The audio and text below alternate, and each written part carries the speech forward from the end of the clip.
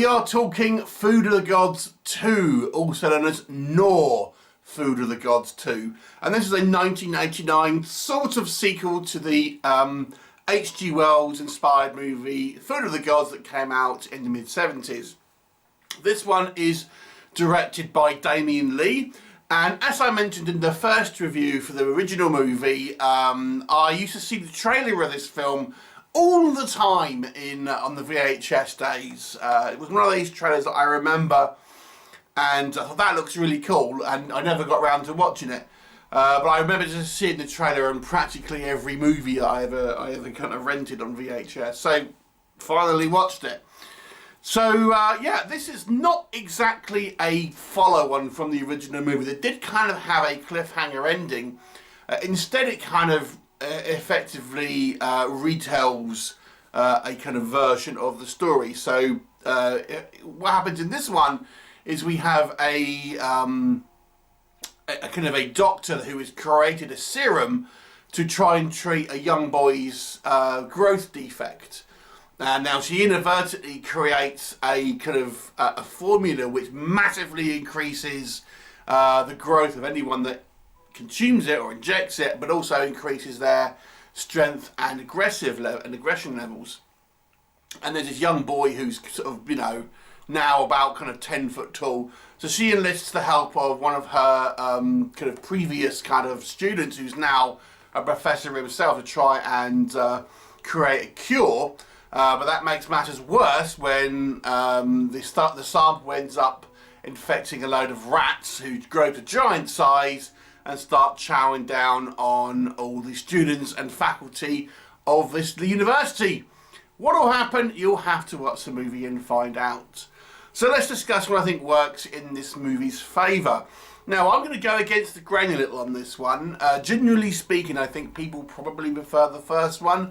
I actually prefer this one. To me, this was much more of a kind of a horror film. There, it doesn't have its, it does have its drawbacks, but this one was more fun, if you ask me. The fact that we have a couple of sequences where humans are infected with this serum, and those sequences are great, I have to say.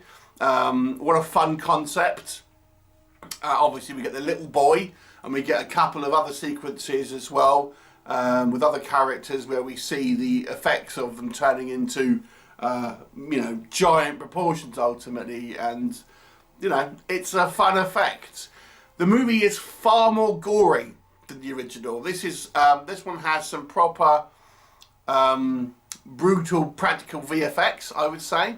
There's loads of kind of body parts and rats chowing down on, you know, people with half-eaten faces and things like that. Pretty, fairly brutal, I would suggest. Far more than the original, of course, which was, I believe, a 1976 movie.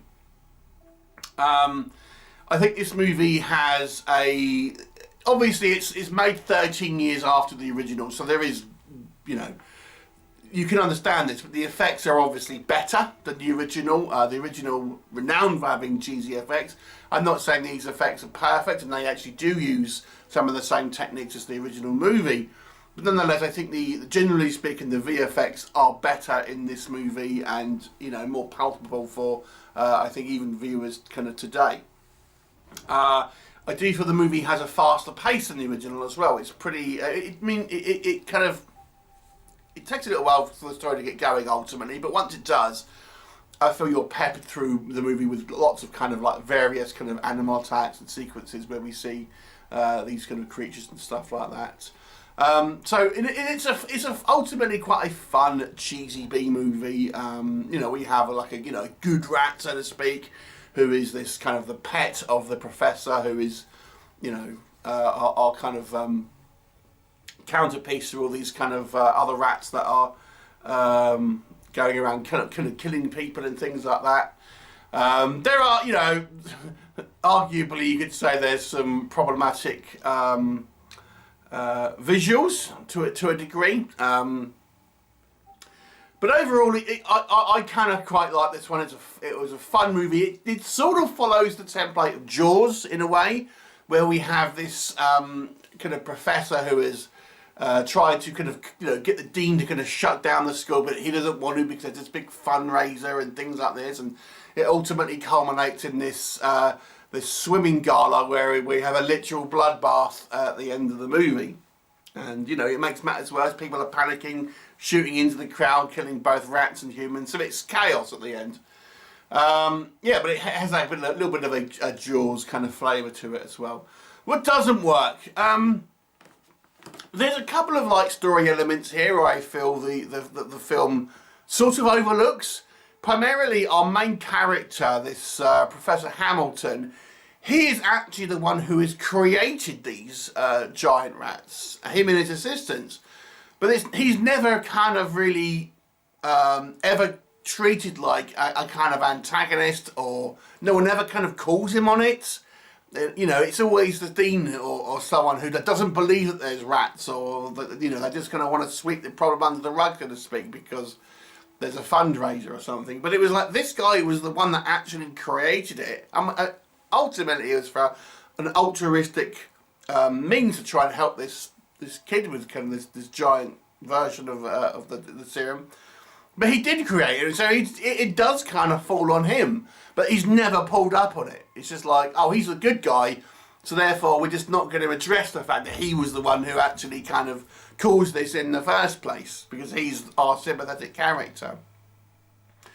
There's a few fluffs in this movie. Quite a few times you'll see the boom mic dipping in here and there. I mean, it's not something I would normally critique a low budget movie for, but it happens so often in this film. There is a little bit of critique on quality control. Maybe, that could have been, edited down and things like that. It just seems like it's just been kind of put through, and it's, way noticeable, to be honest. As I've said, the story is a little bit of a hodgepodge of other films, including the somewhat of a remake of the original movie, but with element of Jaws and things like that. So it doesn't feel particularly kind of original, and ultimately ends up being a little silly at times. And I think that's probably the main critique here, is the movie ultimately is a little bit silly and hokey. Characters seem more like caricatures. The dean, for example, and things like that. This kind of rival kind of scientist. They just seem a little bit kind of, not like real people. And again, I know this is a 1989 movie, but nonetheless, it is what it is. But overall, I have to say this movie is quite a fun B-movie. It certainly is a B-movie. It's very, very cheesy, very silly, but it's kind of a fun one. And I do think the level of violence and kind of reasonable kind of VFX here make this one a worthy watch if you were a creature feature. And this has, the fact that it has these other sequences which have these kind of giant humans and humans that are affected by this serum makes it kind of a little bit more interesting than the first. Although I wish they had done that. There's not that much of it, to be honest. And I would have liked to have seen more sequences with this, although I suspect the reason they didn't is because they're harder to film, and you can very easily make a model rat. It's less easy to make a model human, certainly in 1989. Anyway, 6 out of 10 for me. Have you seen it? What did you think of it? Please do leave me a comment, and I shall look forward to seeing you next time. Bye for now.